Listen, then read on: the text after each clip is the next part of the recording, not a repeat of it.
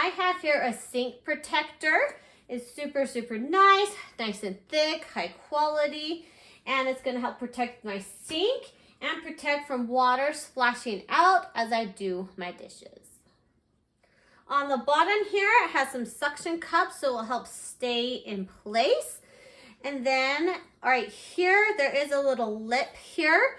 So if you have a double sink, you can just cut it and trim it so it will fit. I have a single sink here, so I can just leave it, but you can trim it to make it fit. So to use this, all you have to do is just put it where you want it, push down the suction cups, and you can see the nice little lip here, which is going to prevent the water from splashing up and protect your countertop, and then the water will just spill back down if you do get any water up into this area.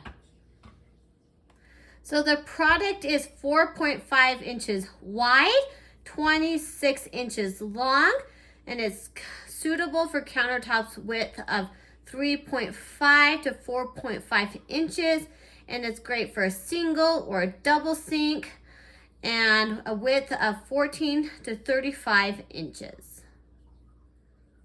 So this is 1.4 inches raised water deflector, and it is designed to protect your clothes from getting wet while washing big pots and pans, utensils, and also protects your marble countertops or granite countertops or any type of countertop you may have.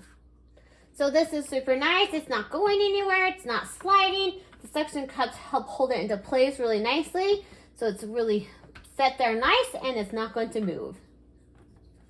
I have a big pot here just to kind of demonstrate if I'm filling this up with lots of water and I have water coming here, it's not going to cause issues. I'm not afraid to use the water here. It's not going to get me all wet. This edge protector is going to be really nice to use.